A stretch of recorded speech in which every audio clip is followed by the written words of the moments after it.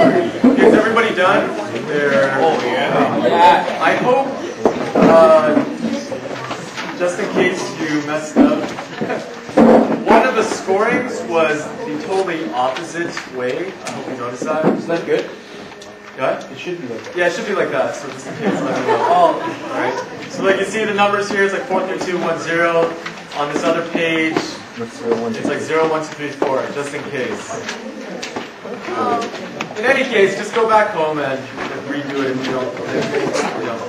Okay, so the first thing I told you guys about is try to have those authentic spiritual conversations, right? So the second thing is how you can lead out of your strengths as the way God created you to do.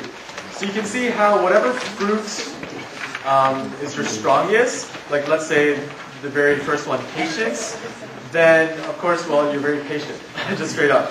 And that would bode well, that would be very good at TC, because we all know that things go overtime. We run on Chinese time all the time, and things will get messed up, and so you really need that. But you also see in every fruit, I'll go with patience again, if it will list out your weakness. So if patience is your current weakness, which is your lowest score, then you tend to expect results too quickly, which, of course, negatively affects both your relationship with yourselves and with others.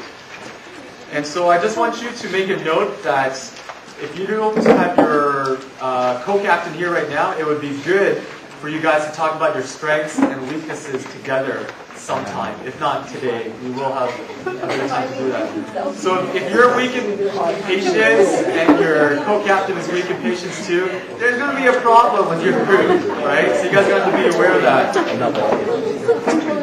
Also,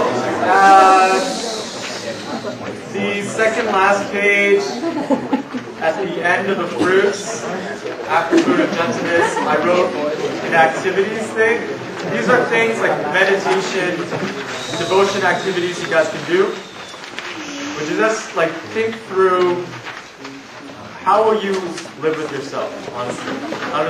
How would you put yourself in the other person's position, that type of thing. So we're just going to move on and talk about the different leadership styles, which is the last thing I want to do with you guys.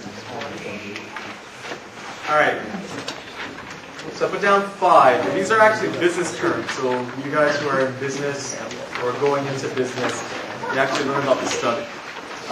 Imagine you're running a church. Imagine you are the senior pastor or one of the huge, well-known deacons. You got clout, you got a lot of sway because, well, you're the leader. Which kind of leadership style would you use? Alright, so are you going to be the commanding person who basically tells your congregation, do what I do, right? Do what I say. Are you the authoritative type of person? You're going to tell everybody, come with me. I have this vision from God, and we're going to go this way.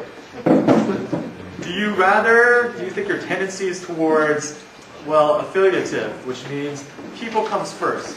Even if we don't have the vision, even if things are going to take a lot longer, I'm going to put people first. Fourth, democratic. Are you the type of person who, you're in a group like this, and we have to make a decision, you will let everybody have a vote, and even if it's going to take a freaking long time, you're going to do that.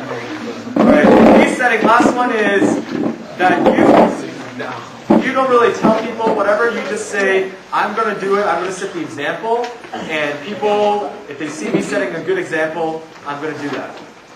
Alright, so even though this is like business terminology, and some of it you might not totally get, I wrote down different columns: leaders, method, like what they're trying to do, inner motivation, so what drives them, and works best when in a certain specific situation. And I would be quick to say that Jesus demonstrated all these types of leadership skills, right? So there have been times when he tells a person, you get up and walk. That was a command. He tells this guy who's lame, get up and walk. And well, that guy did. He followed Jesus. Bam. The guy's walking. Of course, he did a lot of, come with me, come see what I can do. And so that's how he got a lot of his disciples. They were just curious about him, and they followed him. Of course, Jesus would put people first many times. right? And he would challenge his disciples. Like the mother of John and James was like, Jesus, can you put my two sons on your left side and your right side in heaven? And he's like, no, everybody's equal, right? I don't think you know what you're asking. And so Jesus demonstrated that type of leadership at times too. He did a lot of what do you think? Like, they spent so much time together, just him and his 12 disciples, talking. And he would also ask them a lot of times, what do you think?